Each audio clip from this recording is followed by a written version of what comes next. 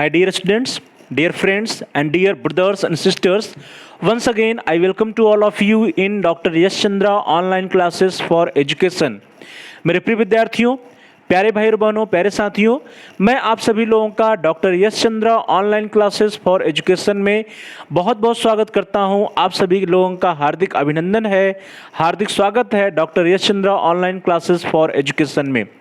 मेरे प्रिय विद्यार्थियों, प्यारे भाई और बहनों, प्यारे साथियों, पिछली कक्षाओं में हम सभी लोग एजुकेशनल इवैल्यूएशन या शैक्षिक मूल्यांकन के बारे में डिस्क्रिप्टिव स्टडी कर चुके हैं। इसके बारे में विस्तृत रूप से हम सभी लोगों ने व्याख्यात्मक रूप से इसके बारे में अध्ययन किया है, इसके बारे में चर्चा किया है।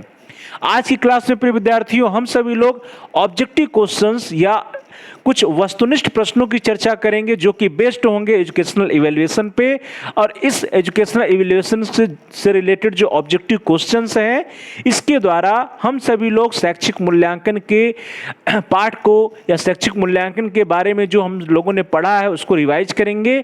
और साथ ही साथ प्यारे भाई बहनों, प्रिय विद्यार्थियों, प्रिय साथियों, जो भी ऑब्जेक्टिव क्वेश्चंस हैं, ये सारे ऑब्जेक्टिव क्वेश्चंस बहुत ही इंपॉर्टेंट हैं, क्योंकि ये सारे ऑब्जेक्टिव क्वेश्चंस जो है कॉम्पिटिटिव एग्जाम में पूछे जाते हैं। तो प्यारे भाई बहनों, प्रिय विद्यार्थियों, प्रिय साथियों, आपके कॉम्पिटिटिव एग्जाम के पॉइंट ऑफ व्यू से आज का जो क्लास है बहुत ही महत्वपूर्ण है। और आज की क्लास में हम सभी लोग शैक्षिक मूल्यांकन या एजुकेशनल इवैल्यूएशन पर बेस्ड कुछ इंपॉर्टेंट ऑब्जेक्टिव क्वेश्चंस के बारे में चर्चा करेंगे। तो चलिए दोस्तों, प्यारे भाई बहनों, प्रिय विद्यार्थियों, प्रिय साथियों, आज की क्लास को स्टार्ट किया जाए।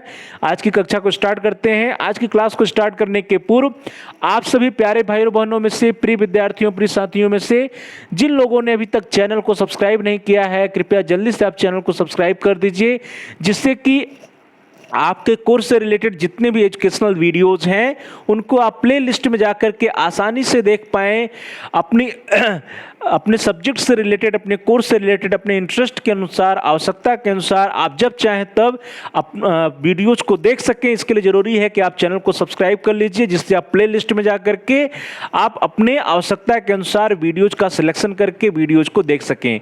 और साथ साथ प्रिय विद्यार्थियों, सब्सक्राइब के बगल में एक बेल का आइकन है, घंटी का आकार बना है, यदि वह लाल है तो उसको भी प्रेस करिए। उसको प्रेस करने पर कुछ विकल्प आएंगे, उन विकल्पों में से आप ऑल के ऑप्शन को सिलेक्ट करिए। इससे यह होगा कि आपके कोर्स से रिलेटेड जितने भी नए वीडियोस आएंगे उनकी सूचना, उनकी इंफॉर्मेशन आपको समय से मिल जाएगी। तो प्यारे भाई बहनों, प्रिय विद्यार्थियों, प्रिय साथियों, आप चैनल को सब्सक्राइब कर लीजिए और बेल के आइकन को भी प्रेस कर दीजिए। साथ ही साथ इस वीडियो को लाइक करिए और इस वीडियो पे आप कमेंट्स करिए। कमेंट्स के द्वारा आपका यदि कोई महत्वपूर्ण प्रश्न है या कोई सुझाव है, कोई समस्या है, तो उसको आप हम तक पहुंचाइए। हम आपके प्रश्नों का उत्तर देने का प्रयास करेंगे, आपकी समस्याओं का समाधान भी करने का प्रयास करेंगे और साथ ही साथ जो भी आपके महत्वपूर्ण सुझाव आएंगे उन सुझावों पर अनुपालन भी करने का प्रयास करेंगे। तो प्रिय विद्यार्थियों, प्यारे भाई बहनों, प्यारे साथियों, आप जल्दी से इस वीडियो को लाइक कर दीजिए, वीडियो पे कमेंट भी करिए और साथ ही साथ इस वीडियो को अधिक से अधिक शेयर करिए, जिससे कि आपके फ्रेंड, आपके मित्र, आपके सहपाठी भी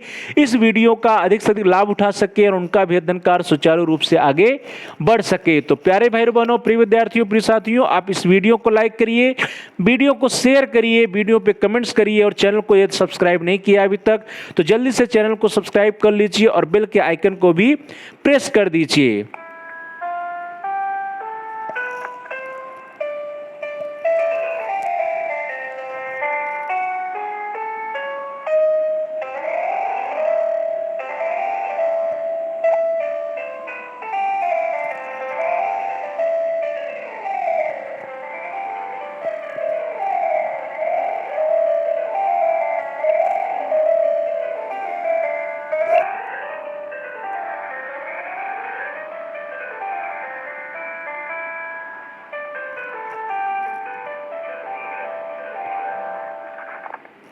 चलिए प्रिय विद्यार्थियों, आज की क्लास को स्टार्ट किया जाए। आज की क्लास के लिए आपकी स्क्रीन पर देखिए, आज का पहला प्रश्न है।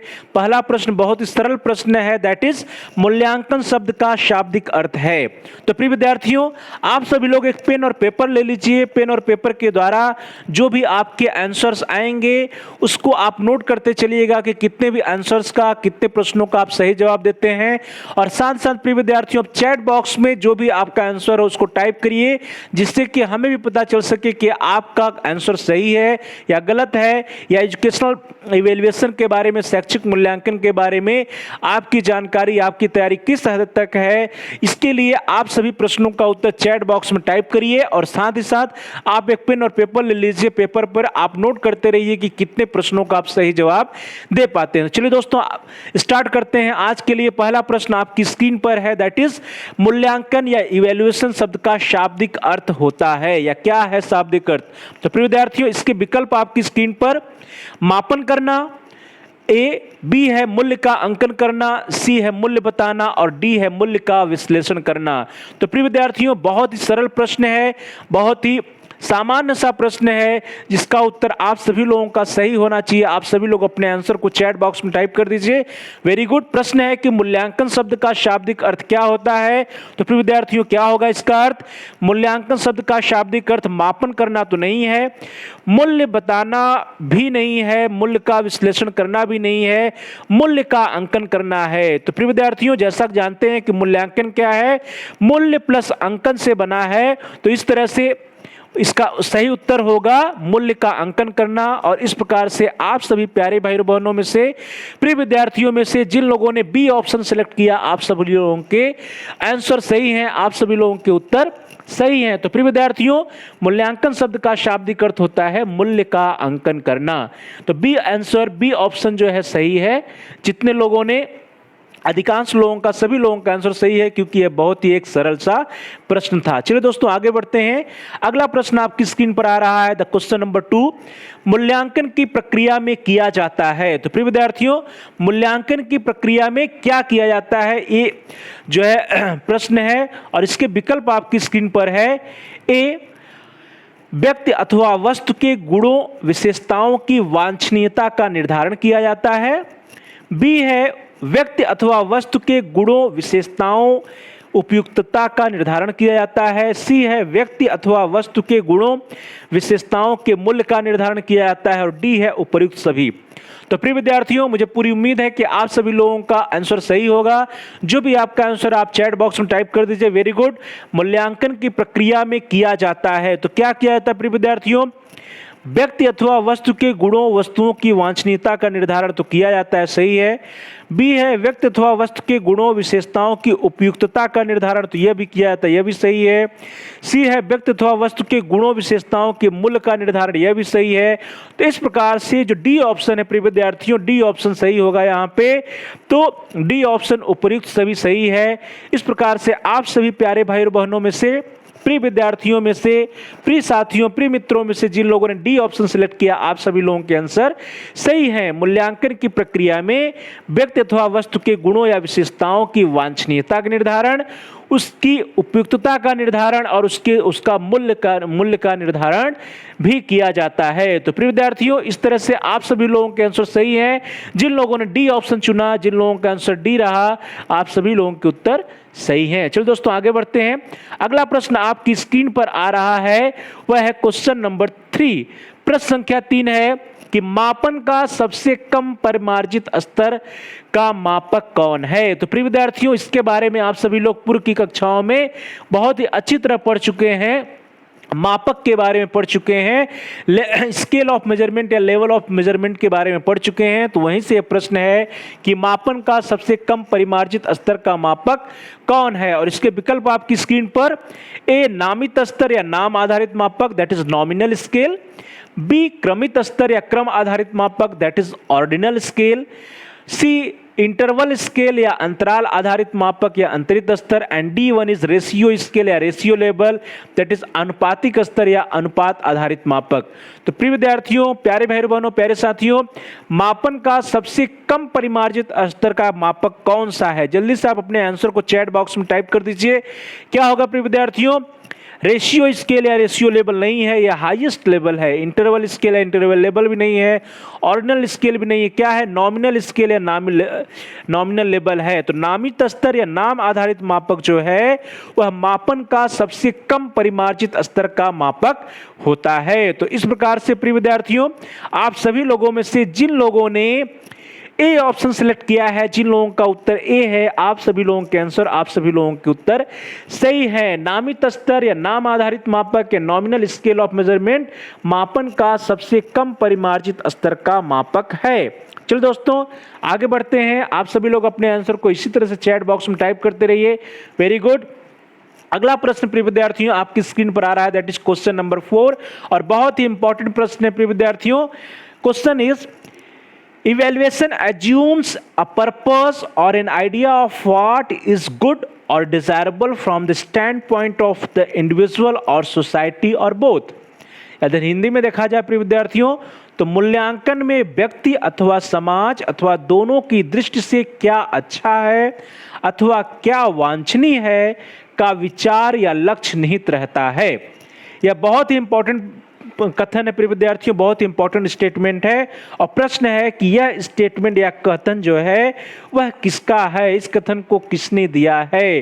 तो प्यारे भाई बहनों इसके ऑप्शंस आपकी स्क्रीन पर, A is Claus Meyer, B is Goodwin, C is Stevenson and D is H Remmers तथा एन गेज। तो प्रिय विद्यार्थियों आप जल्दी से अपने आंसर को चैट बॉक्स में टाइप कर दीजिए। Very good. कथन है कि मूल्यांकन में व्यक्ति अथवा समाज अथवा दोनों की दृष्टि से क्या अच्छा है अथवा क्या वांछनीय है का विचार या लक्ष्य निहित रहता है।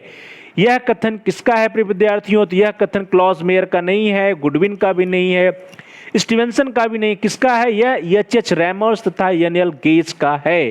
तो प्रिय विद्यार्थियों आप सभी लोगों में से जिन लोगों ने डी ऑप्शन चुना है, जिन लोगों का उत्तर रैमर्स एंड गेज है, आप सभी लोगों के आंसर सही है। D option is the right option. Remmers and Gage का कथन है कि मूल्यांकन में व्यक्ति अथवा समाज अथवा दोनों की दृष्टि से क्या अच्छा है अथवा क्या वांछनीय है का विचार या लक्ष्य निहित रहता है। चलिए प्रिय विद्यार्थियों आगे बढ़ते हैं। अगला प्रश्न आपकी स्क्रीन पर आ रहा है, दैट इज क्वेश्चन नंबर 5, प्रश्न संख्या 5 कि मूल्यांकन वह क्रमिक प्रक्रिया है जो कि संपूर्ण शिक्षा प्रणाली का एक अंग है, जो शिक्षा के उद्देश्यों से घनिष्ठ रूप से संबंधित है।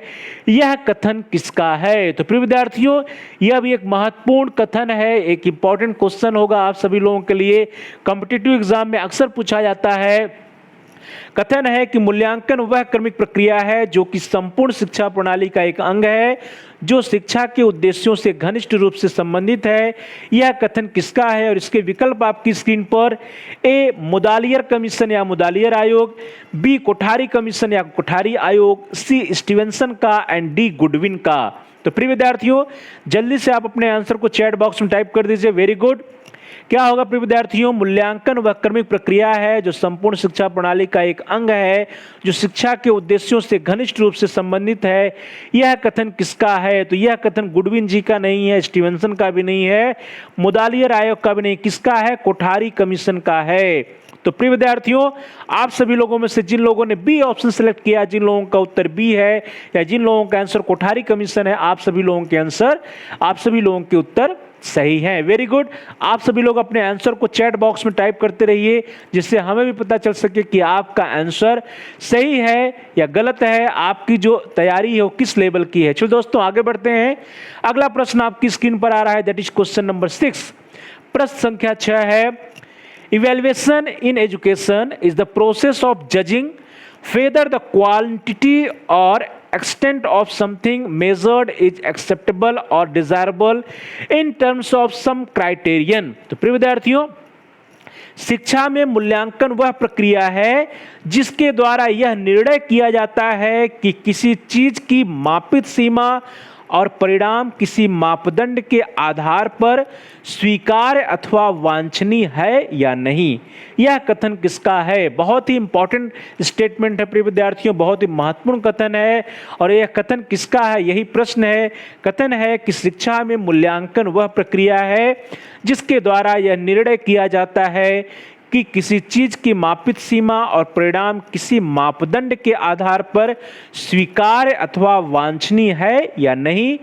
प्रिय विद्यार्थियों इसके ऑप्शन आपकी स्क्रीन पर, A Mudaliar commission, B H Remmers, C Claus Meyer and Goodwin and D Goodwin. तो प्रिय विद्यार्थियों जो भी आपका आंसर आप जल्दी से चैट बॉक्स में टाइप कर दीजिए। किसका कथन है प्रिय विद्यार्थियों? यह मुदालियर आयोग का नहीं है, गुडविन का भी नहीं है, एच रैमर्स का भी नहीं, किसका है? क्लॉजमेयर एंड गुडविन का है। तो इस प्रकार से आप सभी प्रिय विद्यार्थियों में से जिन लोगों ने सी ऑप्शन सेलेक्ट किया है, C option is the right option. Claus Meyer and Goodwin ने कहा है कि evaluation in education is the process of judging the quantity or extent of something measured is acceptable or desirable in terms of some criteria. विद्यार्थियों, शिक्षा में मूल्यांकन वह प्रक्रिया है जिसके द्वारा यह निर्णय किया जाता है कि किसी चीज की मापित सीमा और परिणाम किसी मापदंड के आधार पर स्वीकार्य अथवा वांछनीय है या नहीं। यह कथन क्लॉजमेयर एंड गुडविन का है। और आप सभी प्रिय विद्यार्थियों में से, प्यारे भाई बहनों, प्यारे साथियों में से जिन लोगों ने सी ऑप्शन चुना है, जिन लोगों का आंसर सी है, या जिन लोगों ने क्लॉजमेयर एंड गुडविन आंसर दिया है, आप सभी लोगों के आंसर सही है। चलो दोस्तों आगे बढ़ते हैं। ये जितने भी स्टेटमेंट है ये बहुत ही इंपॉर्टेंट स्टेटमेंट है और ये अक्सर एग्जाम में पूछे जाते हैं प्रिय विद्यार्थियों।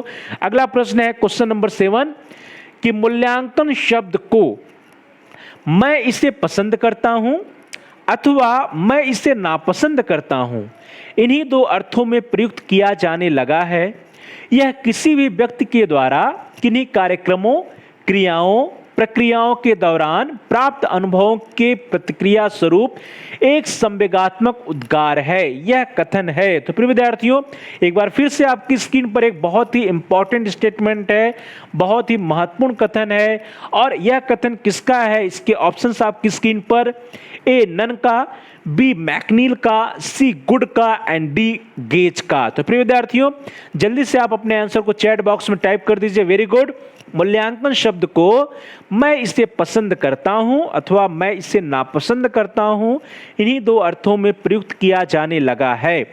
यह किसी भी व्यक्ति के द्वारा किन्हीं कार्यक्रमों, क्रियाओं, प्रक्रियाओं के दौरान प्राप्त अनुभवों के प्रतिक्रिया स्वरूप एक संवेगात्मक उद्गार है। तो यह कथन किसका है प्रिय विद्यार्थियों? आप सभी लोगों ने इसके बारे में पढ़ा। यह गेज का नहीं है, गुड का नहीं है, नन का नहीं है, किसका है? यह स्टेटमेंट मैकनील जी का है। तो इस प्रकार से आप सभी प्रिय विद्यार्थियों में से, प्यारे भाई बहनों, प्यारे साथियों में से जिन लोगों ने बी ऑप्शन सेलेक्ट किया, जिन लोगों का आंसर मैकनील है या बी ऑप्शन है, आप सभी लोगों के आंसर उत्तर सही हैं। चलो दोस्तों आगे बढ़ते हैं। अगला प्रश्न आपकी स्क्रीन पर आ रहा है, दैट इज क्वेश्चन नंबर 8। प्रश्न संख्या 8 बहुत इंपॉर्टेंट क्वेश्चन है, दैट इज मापन की त्रुटियों के मुख्यतः कितने भाग होते हैं?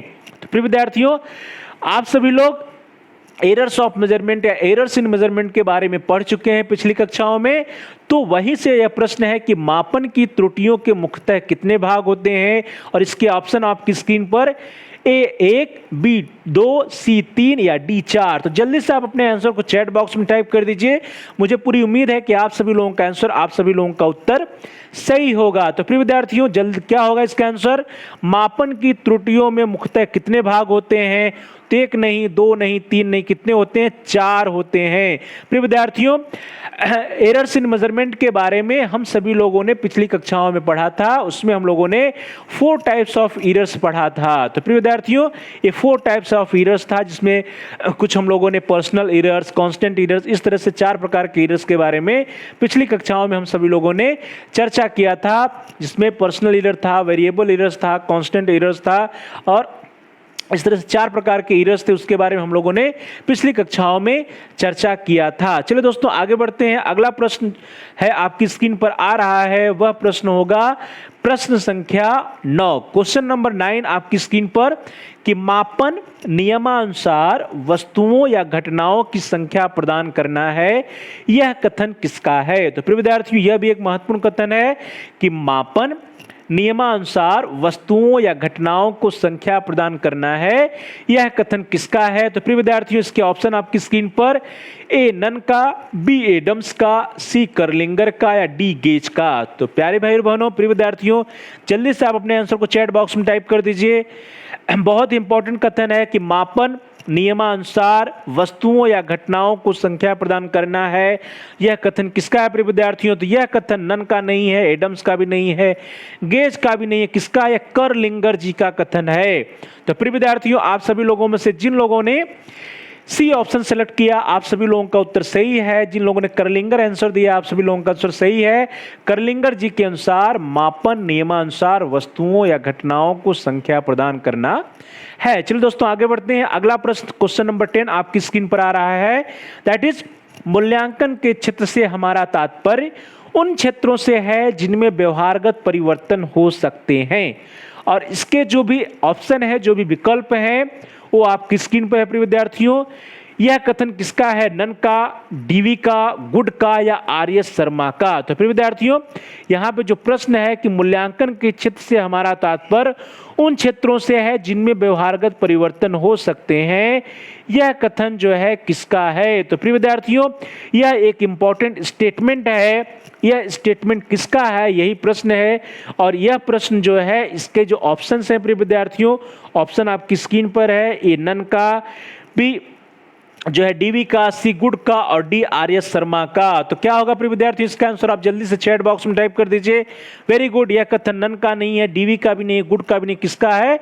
यह कथन आर.एस. शर्मा जी का है। तो प्रिय विद्यार्थियों आप सभी लोगों में से जिन लोगों ने डी ऑप्शन सेलेक्ट किया, आप सभी लोगों के आंसर, आप सभी लोगों के उत्तर सही हैं। चलिए दोस्तों आगे बढ़ते हैं। अगला प्रश्न आ रहा है आपकी स्क्रीन पर क्वेश्चन नंबर 11 और वह भी एक महत्वपूर्ण प्रश्न है प्रिय विद्यार्थियों। बहुत ही इंपॉर्टेंट क्वेश्चन है जो कि अक्सर एग्जाम में पूछा जाता है। क्वेश्चन है, प्रश्न है, एक कथन है कि मूल्यांकन किसी सामाजिक, सांस्कृतिक अथवा वैज्ञानिक मानदंड के संदर्भ में किसी घटना को प्रतीक आवंटित करना है जिससे उस घटना का महत्व अथवा मूल्य ज्ञात किया जा सके। यह स्टेटमेंट, यह कथन किसका है प्रिय विद्यार्थियों? और इसके ऑप्शन आपकी स्क्रीन पर। ए ब्रेडफील्ड तथा मोरडॉक का, बी एच रेमर्स का, सी डांडेकर का या डी गुडविन का? तो प्रिय विद्यार्थियों जल्दी से आप अपने आंसर को चैट बॉक्स में टाइप कर दीजिए। वेरी गुड, स्टेटमेंट है, कथन है कि मूल्यांकन किसी सामाजिक, सांस्कृतिक अथवा वैज्ञानिक मानदंड के संदर्भ में किसी घटना को प्रतीक आवंटित करना है जिससे उस घटना का महत्व अथवा मूल्य ज्ञात किया जा सके। और यह स्टेटमेंट किसका है? तो प्रिय विद्यार्थियों यह स्टेटमेंट गुडविन का नहीं है, डांडेकर जी का भी नहीं, रेमर्स जी का भी नहीं, किसका है? यह स्टेटमेंट ब्रेडफील्ड तथा मोरडॉक का है। तो प्यारे भाई बहनों, प्रिय विद्यार्थियों, प्रिय साथियों, आप सभी लोगों में से जिन लोगों ने ए ऑप्शन सिलेक्ट किया है, जिन लोगों का उत्तर ए है, आप सभी लोगों के आंसर, आप सभी लोगों के उत्तर सही है। ब्रेडफील्ड तथा मोरडॉक जी का यह स्टेटमेंट है। चलिए दोस्तों आगे बढ़ते हैं। अगला प्रश्न आपकी स्क्रीन पर आ रहा है क्वेश्चन नंबर 12 और यह भी एक महत्वपूर्ण प्रश्न है, एक इंपॉर्टेंट क्वेश्चन है। प्रश्न है कि अब यह माना जाने लगा है कि मूल्यांकन एक अनवरत प्रक्रिया है, यह पूर्ण शिक्षा प्रणाली का एक अभिन्न अंग है और यह शिक्षण लक्ष्यों से घनिष्ठ रूप से संबंधित है। यह स्टेटमेंट किसका है, यह कथन किसका है प्रिय विद्यार्थियों? बहुत इंपॉर्टेंट क्वेश्चन है और यह कथन अक्सर एग्जाम में पूछा जाता है। और इसके ऑप्शन आपकी स्क्रीन पर। ए मुदालियर आयोग, बी कोठारी आयोग, C Claus Meyer and Goodwin and D Goodwin. तो प्रिय विद्यार्थियों जल्दी से आप अपने आंसर को चैट बॉक्स में टाइप कर दीजिए। स्टेटमेंट है, कथन है कि अब यह माना जाने लगा है कि मूल्यांकन एक अनवरत प्रक्रिया है, दैट इज कंटिन्यूअस प्रोसेस है, यह पूर्ण शिक्षा प्रणाली का एक अभिन्न अंग है और यह शिक्षण लक्ष्यों से घनिष्ठ रूप से संबंधित है। तो प्रिय विद्यार्थियों यह किसका कथन है? यह गुडविन जी का नहीं है, क्लासमेयर एंड गुडविन का भी नहीं है, मुदालियर कमीशन का भी नहीं, किसका है? यह कोठारी कमीशन या कोठारी आयोग का स्टेटमेंट है। तो प्रिय विद्यार्थियों आप सभी लोगों में से जिन लोगों ने बी ऑप्शन सिलेक्ट किया, जिन लोगों का उत्तर बी है, आप सभी लोगों के आंसर सही हैं। जिन लोगों ने कोठारी कमीशन आंसर दिया है, कोठारी आयोग या कोठारी कमीशन का यह कथन है, यह स्टेटमेंट है कि अब यह माना जाने लगा है कि मूल्यांकन एक अनवरत प्रक्रिया है और यह पूर्ण शिक्षा प्रणाली का एक अभिन्न अंग है और यह शिक्षण लक्ष्यों से घनिष्ठ रूप से संबंधित है। चलिए दोस्तों आगे बढ़ते हैं। अगला प्रश्न आपकी स्क्रीन पर आ रहा है, दैट इज क्वेश्चन नंबर 13। प्रश्न संख्या 13 है कि मूल्यांकन प्रक्रिया के कितने प्रमुख अंग होते हैं। यह भी एक इंपॉर्टेंट प्रश्न है प्रिय विद्यार्थियों, इंपॉर्टेंट क्वेश्चन है। इसके बारे में आप सभी लोग डिस्क्रिप्टिव जब क्लास हम लोगों का चल रहा था उसके बारे में पढ़ चुके हैं। आप सभी लोग प्लेलिस्ट में जाकर इससे रिलेटेड वीडियोज को आसानी से देख भी सकते हैं। तो मूल्यांकन प्रक्रिया के कितने प्रमुख अंग प्रिय विद्यार्थियों? इसके ऑप्शंस, इसके विकल्प आपकी स्क्रीन पर A1, B2, C3 and D4। तो जल्दी से आप अपने आंसर को चैट बॉक्स में टाइप कर दीजिए। वेरी गुड, बहुत ही सरल प्रश्न है, बहुत ही सिंपल क्वेश्चन है। मूल्यांकन या इवैल्यूएशन प्रोसेस के कितने अंग होते हैं? तो एक नहीं है, दो नहीं है, चार नहीं है, कितने हैं? 3 अंग हैं। तो प्रिय विद्यार्थियों, आप सभी लोगों में से जिन लोगों ने सी ऑप्शन चुना या जिन लोगों का आंसर 3 रहा, आप सभी लोगों के आंसर, आप सभी लोगों के उत्तर सही हैं। चलो दोस्तों आगे बढ़ते हैं।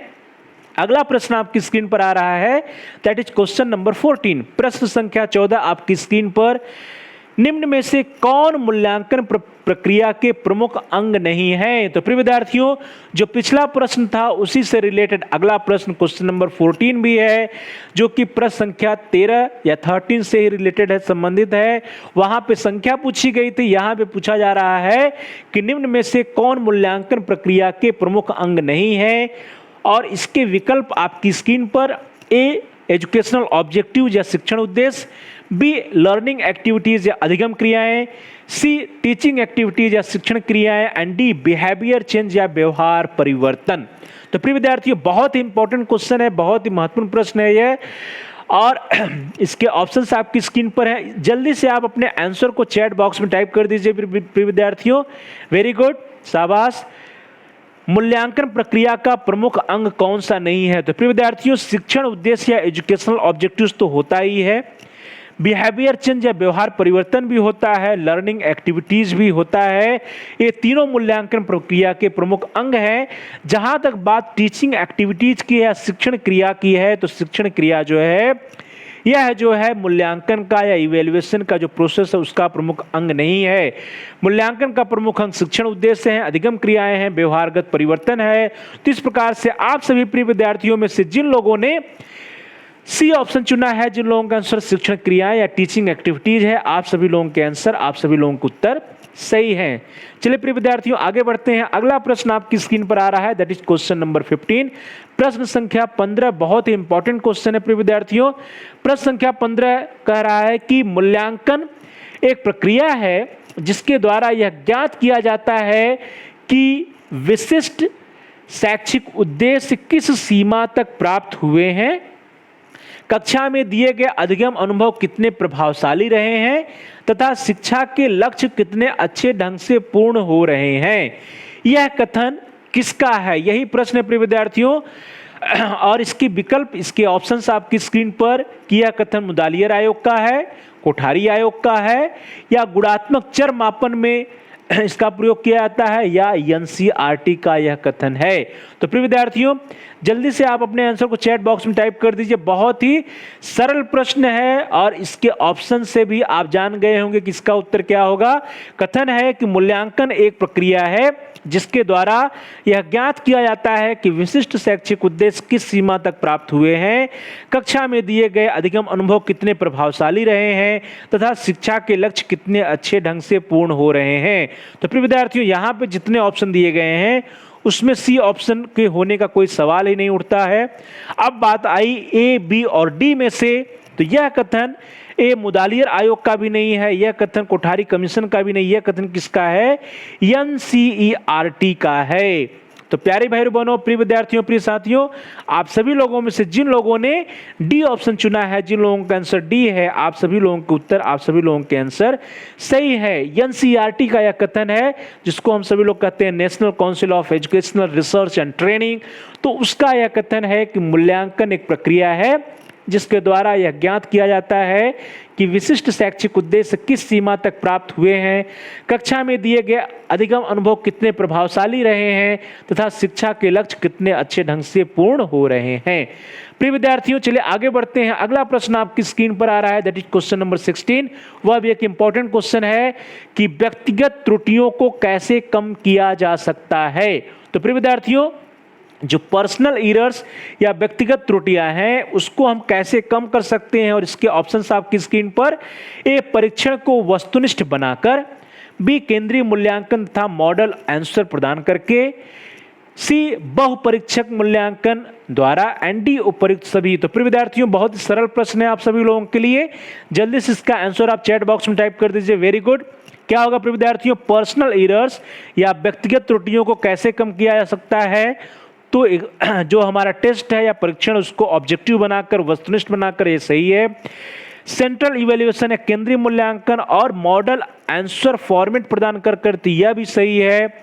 मल्टीपल एग्जामिनर या बहु परीक्षक मूल्यांकन द्वारा, तो यह भी सही है। तो इस प्रकार से जो डी ऑप्शन है वह इसका सही उत्तर होगा। तो आप सभी प्यारे भाई बहनों में से, प्रिय विद्यार्थियों, प्रिय साथियों में से जिन लोगों ने डी ऑप्शन सेलेक्ट किया, आप सभी लोगों के आंसर, आप सभी लोगों के उत्तर सही है। व्यक्तिगत त्रुटियों या पर्सनल एरर्स को कम करने के लिए हमें अपने टेस्ट को ऑब्जेक्टिव बनाना पड़ेगा। सेंट्रल इवैल्यूएशन या केंद्रीय मूल्यांकन और मॉडल आंसर फॉर्मेट भी देना चाहिए, और बहु परीक्षक मूल्यांकन भी किया जा सकता है। तो प्रिय विद्यार्थियों, चलिए आगे बढ़ते हैं। अगला प्रश्न आपकी स्क्रीन पर आ रहा है। अगला क्वेश्चन है क्वेश्चन नंबर 17। प्रश्न संख्या 17 है कि मूल्यांकन को छात्रों के द्वारा शैक्षिक उद्देश्यों को प्राप्त करने की सीमा ज्ञात करने की क्रमबद्ध प्रक्रिया के रूप में परिभाषित किया जा सकता है। यह कथन किसका है? तो बहुत ही इंपॉर्टेंट कथन है प्रिय विद्यार्थियों, बहुत ही इंपॉर्टेंट स्टेटमेंट है, और इसके विकल्प आपकी स्क्रीन पर ए ब्रेडफील्ड तथा Murdoch, B H Remmers, C Dandekar and D Goodwin. तो प्रिय विद्यार्थियों, कथन है कि मूल्यांकन को छात्रों के द्वारा शैक्षिक उद्देश्यों को प्राप्त करने की सीमा ज्ञात करने की क्रमबद्ध प्रक्रिया के रूप में परिभाषित किया जा सकता है। यह कथन किसका है? तो प्रिय विद्यार्थियों, आपका जो भी आंसर है उसको आप चैट बॉक्स में जल्दी से टाइप कर दीजिए। Very good. क्या होगा प्रिय विद्यार्थियों इसका आंसर?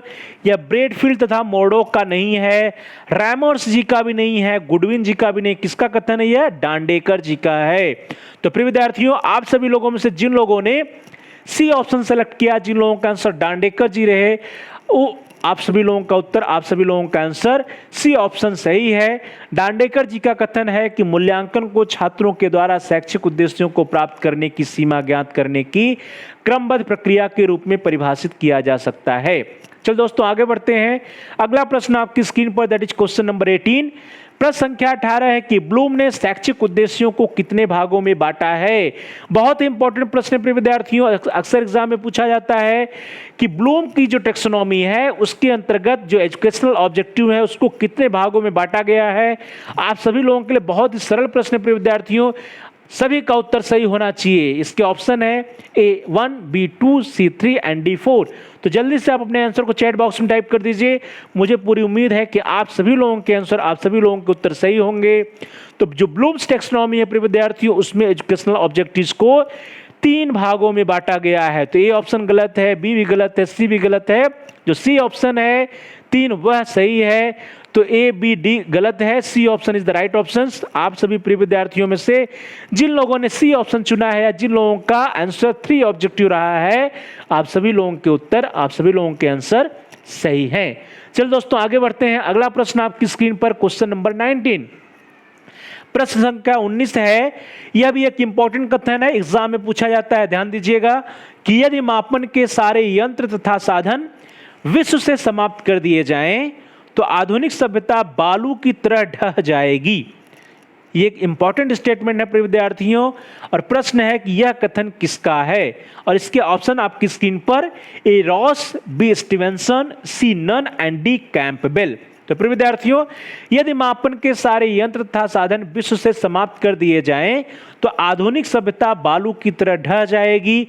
यह कथन किसका है? जल्दी से आप अपने आंसर को चैट बॉक्स में टाइप करिए। यह आंसर कैम्पबेल का नहीं है, नन का भी नहीं, स्टीवेंसन का भी नहीं। किसका है? यह कथन रॉस महोदय का है। तो प्रिय विद्यार्थियों, प्यारे भाई बहनों, प्यारे साथियों, आप सभी लोगों में से जिन लोगों ने ए ऑप्शन सिलेक्ट किया है या जिन लोगों का आंसर रॉस जी रहे हैं, जिन लोगों का आंसर रॉस है या ए ऑप्शन है, आप सभी लोगों के उत्तर सही है।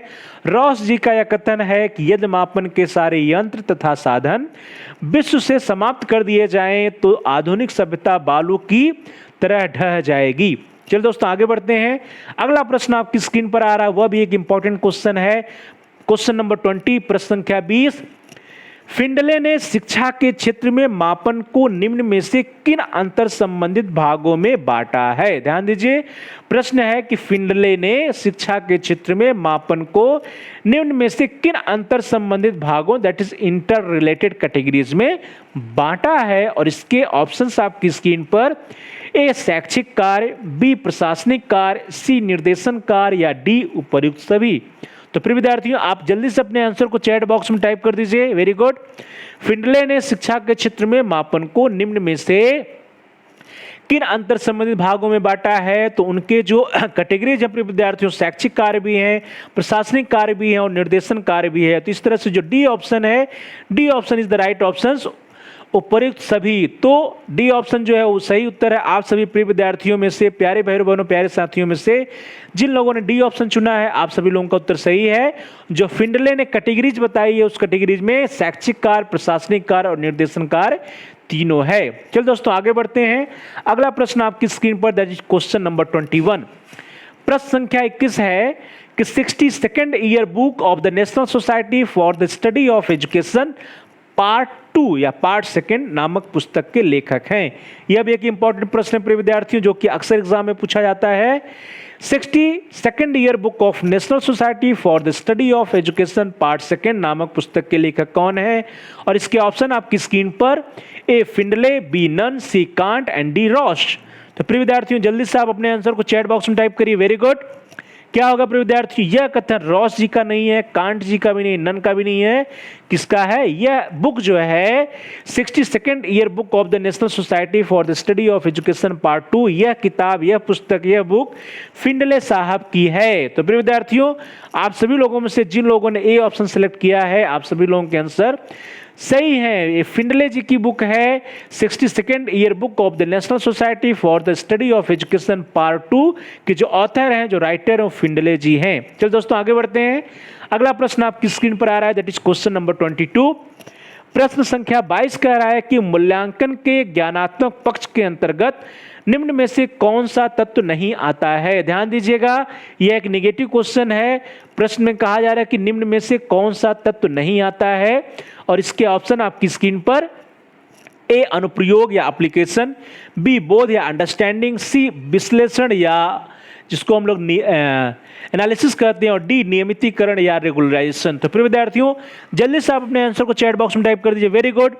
मूल्यांकन के ज्ञानात्मक पक्ष के अंतर्गत निम्न में से कौन सा तत्व नहीं आता है प्रिय विद्यार्थियों? तो अनुप्रयोग आता है, बोध आता है, विश्लेषण आता है, क्या नहीं आता है? नियमितीकरण नहीं आता है। तो इस तरह से आप सभी प्यारे भाई बहनों में से, प्रिय विद्यार्थियों में से जिन लोगों ने डी ऑप्शन सेलेक्ट किया है, जिन लोगों का आंसर डी है, आप सभी लोगों के उत्तर, आप सभी लोगों के आंसर सही है। चलो दोस्तों आगे बढ़ते हैं। अगला प्रश्न आपकी स्क्रीन पर, दैट इज क्वेश्चन नंबर 23। प्रश्न संख्या 23 है कि निम्न में से मूल्यांकन और मापन का सही अंतर माना जाता है। ध्यान दीजिए, यहां पे प्रश्न है मेजरमेंट और इवैल्यूएशन के बीच में डिफरेंस है कि निम्न में से मूल्यांकन और मापन का सही अंतर माना जाता है। इसके विकल्प आपकी स्क्रीन पर, ए मूल्यांकन का अर्थ है मूल्य और मापन का अर्थ है वस्तु की मात्रा, बी है कि मूल्यांकन में मापन से कम समय लगता है, सी है मूल्यांकन का क्षेत्र सीमित है जबकि मापन का क्षेत्र विस्तृत है, और डी है उपयुक्त में से कोई नहीं। तो प्रिय विद्यार्थियों जल्दी से आप अपने आंसर को चैट बॉक्स में टाइप करिए। प्रश्न है कि मूल्यांकन और मापन का सही अंतर माना जाता है। तो यहाँ पे जो सी ऑप्शन है वो है मूल्यांकन का क्षेत्र सीमित है जबकि मापन का क्षेत्र विस्तृत है। तो ये एकदम गलत है, दोनों एकदम अपोजिट दे रहा है। मूल्यांकन में मापन से कम समय लगता है, यह भी गलत है। मूल्यांकन का अर्थ मूल्य है और मापन का अर्थ वस्तु की मात्रा, यह सही है। और जो डी ऑप्शन है, इस तरह से डी ऑप्शन भी गलत हो गया। तो इस प्रकार से जो ए ऑप्शन है प्रिय विद्यार्थियों, A option is the right option. आप सभी प्रिय विद्यार्थियों में से जिन लोगों ने ए ऑप्शन चुना है, आप सभी लोगों के उत्तर सही है। मूल्यांकन का अर्थ है मूल्य और मापन का अर्थ है वस्तु की मात्रा। चलिए दोस्तों आगे बढ़ते हैं। अगला प्रश्न आपकी स्क्रीन पर आ रहा है, दैट इज क्वेश्चन नंबर 24। प्रश्न संख्या 24 है कि मूल्यांकन का क्षेत्र होता है, और ये बहुत ही सरल प्रश्न है प्रिय विद्यार्थियों। इसके विकल्प आपकी स्क्रीन पर, ए व्यापक, बी सीमित, सी संकुचित या डी उपयुक्त सभी। जल्दी से आप अपने आंसर को चैट बॉक्स में टाइप करिए प्रिय विद्यार्थियों। वेरी गुड, बहुत ही सिंपल क्वेश्चन है, आप सभी लोगों को उत्तर सही होने चाहिए। मूल्यांकन का क्षेत्र क्या है? संकुचित नहीं है, सीमित नहीं, क्या है? व्यापक है। तो इस तरह से प्रिय विद्यार्थियों जिन लोगों ने ए ऑप्शन सेलेक्ट किया है, आप सभी लोगों को उत्तर सही है। इवैल्यूएशन या मूल्यांकन का जो स्कोप है, जो एरिया, वो बहुत ही कॉम्प्रिहेंसिव है, बहुत ही व्यापक होता है। चलिए दोस्तों आगे बढ़ते हैं। अगला प्रश्न आपकी स्क्रीन पर आ रहा है, दैट इज क्वेश्चन नंबर 25। प्रश्न संख्या 25 है कि निम्न में से मूल्यांकन का कार्य नहीं है। तो मूल्यांकन का कार्य कौन सा नहीं है, यही प्रश्न है। और इसके विकल्प आपकी स्क्रीन पर, ए शिक्षण मापदंड निर्धारित करना, बी छात्रों में एकता का निर्माण करना, सी छात्रों की मानसिक स्थिति का अध्ययन करना, डी छात्रों की विषयगत कमजोरी का पता लगाना। तो प्रिय विद्यार्थियों, जल्दी से आप अपने आंसर को चैट बॉक्स में टाइप करिए कि मूल्यांकन का कार्य इनमें से कौन सा नहीं है। छात्रों की विषयगत कमजोरी का पता लगाना है, छात्रों की मानसिक स्थिति का अध्ययन करना यह भी है, शिक्षण मापदंड का निर्धारित करना यह भी है। तो इस प्रकार से जो बी ऑप्शन है प्रिय विद्यार्थियों, छात्रों में एकता का निर्माण करना, यही इसका राइट आंसर होना चाहिए। तो प्रिय विद्यार्थियों, इस तरह से आप सभी प्रिय विद्यार्थियों में से जिन लोगों ने बी ऑप्शन सिलेक्ट किया है, आप सभी लोगों का उत्तर सही है।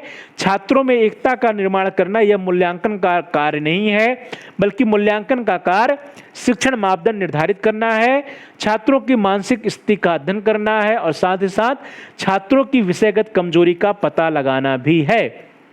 प्रिय विद्यार्थियों, चले आगे बढ़ते हैं। अगला प्रश्न आपकी स्क्रीन पर आ रहा है, दैट इज क्वेश्चन नंबर 26।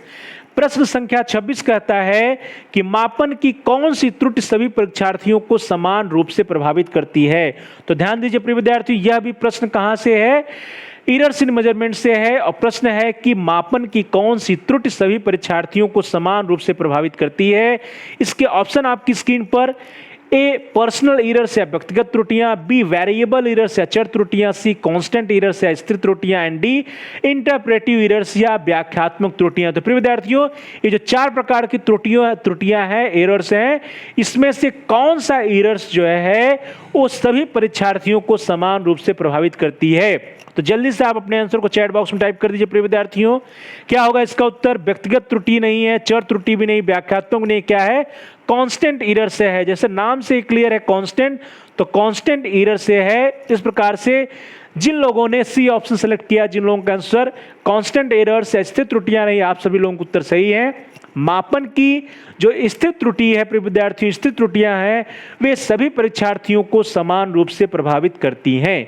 चलिए दोस्तों आगे बढ़ते हैं। अगला प्रश्न आपकी स्क्रीन पर, that is question number 27।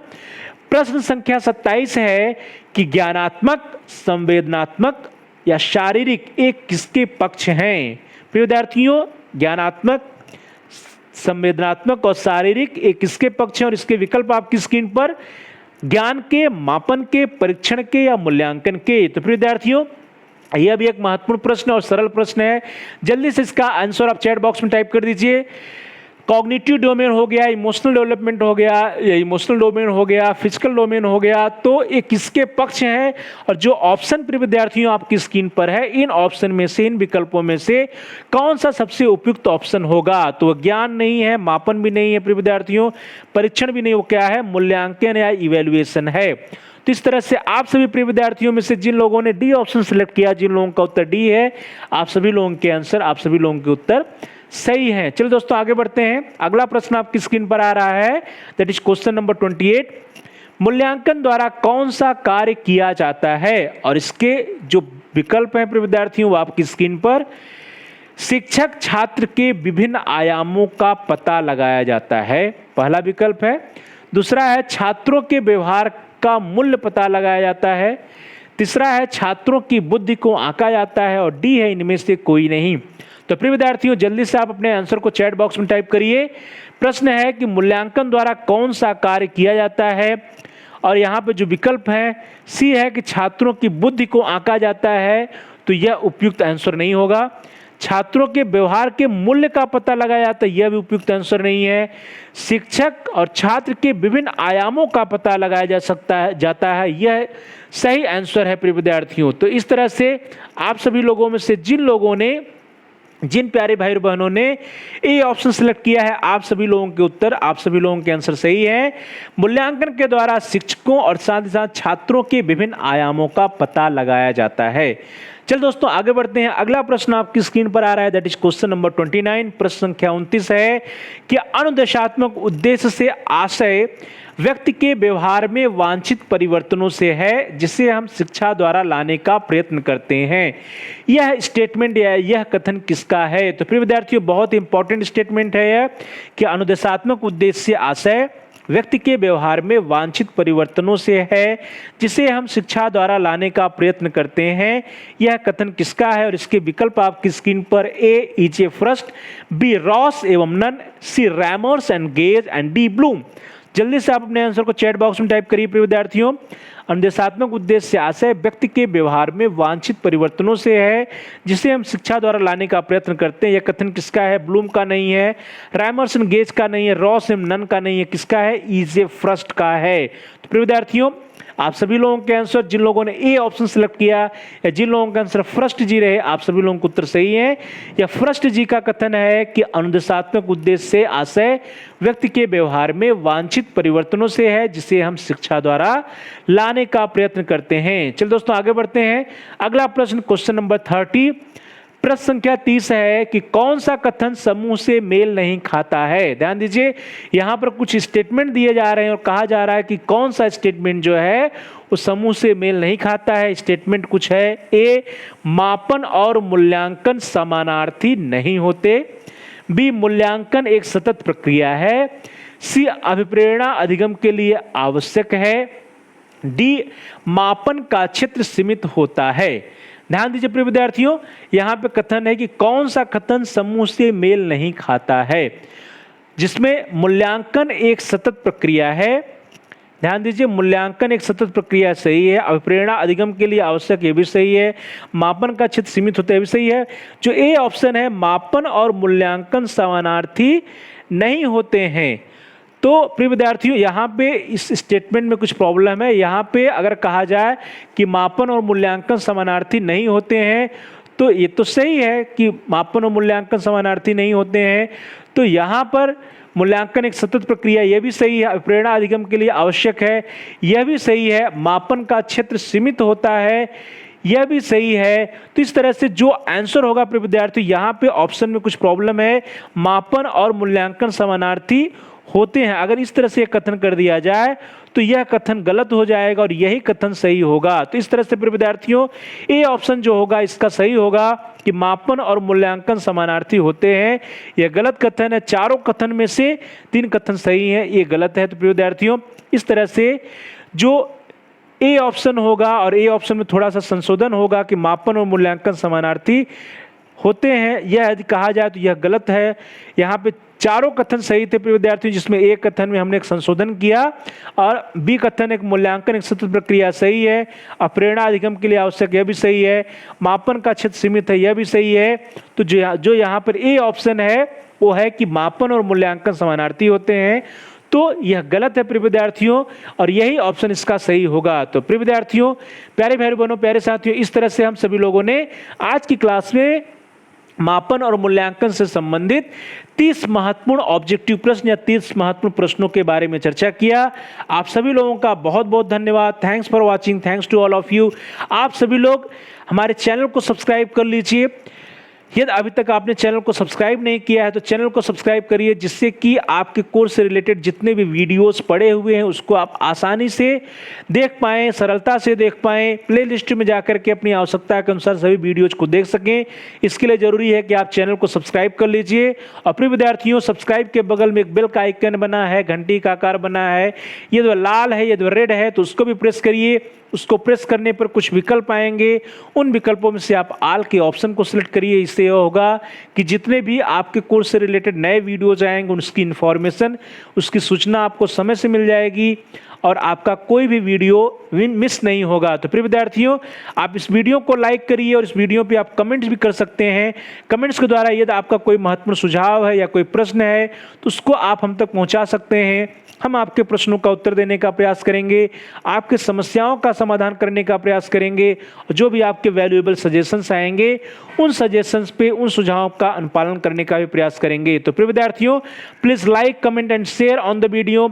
Also subscribe the channel and press the bell icon all. यदि आपने अभी तक चैनल को सब्सक्राइब नहीं किया है तो चैनल को सब्सक्राइब कर लीजिए, जिससे कि आप अपने कोर्स से रिलेटेड सभी एजुकेशनल वीडियोज को आसानी से, सरलता से प्लेलिस्ट में जाकर के अपनी आवश्यकता के अनुसार सभी वीडियोज को देख पाएं। Thanks to all of you.